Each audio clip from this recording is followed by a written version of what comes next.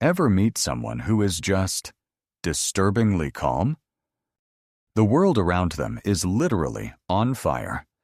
Everyone else is screaming, and they're just sitting there, sipping their coffee. Or maybe that person is you. While the crowd is panicking, spiraling, and falling apart, you're steady, quiet, almost unnaturally composed. Most people think being this calm is cold. They think you're detached, or you just don't care. But they're wrong. Real calm isn't a lack of emotion. It's a complex psychological weapon. And here's the twist. There isn't just one type of calm. There are 4. Some are faking it. Some survived a war. Some planned for the apocalypse. And the 4th type, well, they're the ones psychiatrists can't even explain.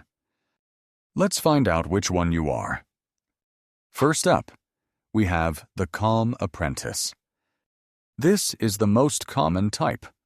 On the outside, Zen master. On the inside, a screaming dumpster fire. Picture a family holiday dinner. The relatives are arguing about politics. Voices are rising. Uncle Bob just brought up that one thing nobody is supposed to talk about. Now, look at the apprentice. They are sitting there with a perfect poker face. Pass the potatoes, please. But inside their brain, it's a hostage negotiation. Okay, don't react. Don't let them see you twitch. Just breathe. Just smile. You can scream in the car later. Psychologists call this emotional regulation. But let's call it what it is, a workout. They aren't naturally chill. They are building a muscle. Every time the crowd loses it and they hold it together, they are bench pressing their own nervous system. It looks like peace, but really, it's like being a duck. Above water, gliding smoothly. Underwater, feet paddling for dear life just to stay afloat. But if you think that's hard work, wait until you meet the next group. They didn't choose calm. Calm chose them. Enter the battle-tested soul. These people aren't calm because of yoga apps or meditation. They are calm because they've already seen the worst-case scenario. They have cried all the tears. They have lost people. They survived things that would break most people in half. So when the crowd is freaking out about a flat tire or a rude email, the battle-tested soul doesn't even blink. They just sigh and say, "Yeah, I've been through worse." Here is the science behind it. When you go through enough trauma, your amygdala, that's the brain's alarm system, recalibrates. It stops ringing for every little smoke signal, because it knows what a real fire looks like. Most people run on high alert. This group has a shifted baseline. This isn't numbness, it's armor. The world sees a cold exterior, but you know the truth. That silence protects them. They don't chase drama because they know what real chaos tastes like. Their strength is undeniable. But the price tag was way too high. Next, we have the strategic planner. These people are operating on a different timeline than everyone else. Most people panic because they are surprised by problems. The planner is calm because they solved the problem 3 years ago.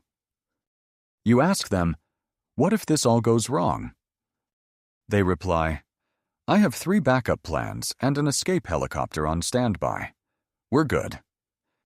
Imagine a guy. Let's call him Mark. Mark is 30, but he mapped out his retirement at 22. While the crowd is stressed about gas prices or the news cycle, Mark is calm. Why?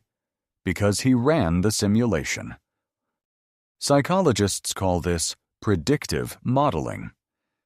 Their brains are constantly playing 4D chess with the future. For the planner, preparation isn't anxiety, it's peace. They don't need to react to the storm because they built a bunker last summer. That's not overthinking. That's strategy. But there is a trap here. Sometimes they are so busy prepping for the future disaster, they forget to exist in the present moment.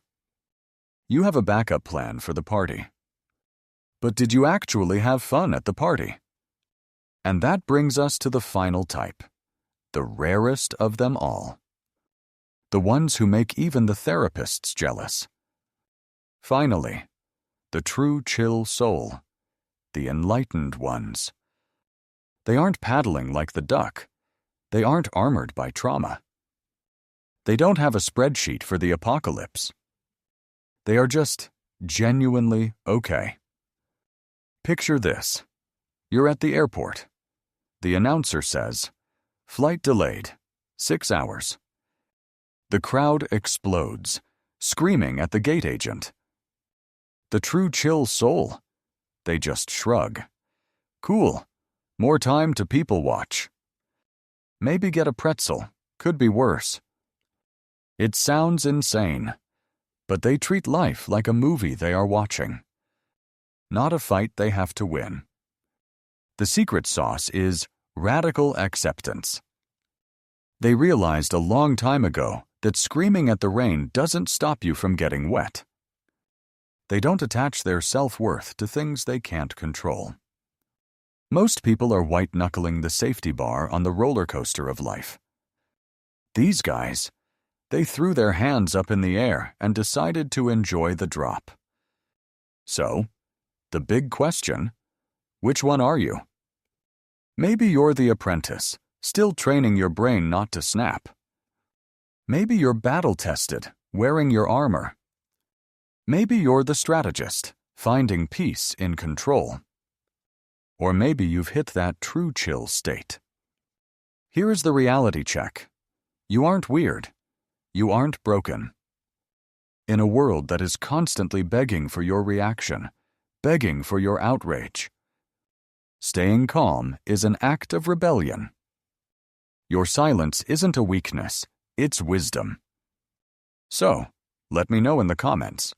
Which type are you? Or are you a mix of all four? I read the comments, and honestly, the insights down there are usually better than the video itself. If this helped you understand yourself, or that quiet friend of yours, hit the like button. It helps us find more people like us. And for more deep dives into the minds of the overthinkers, hit subscribe. We're building a quiet corner of the internet right here. See you in the next one. Stay chill.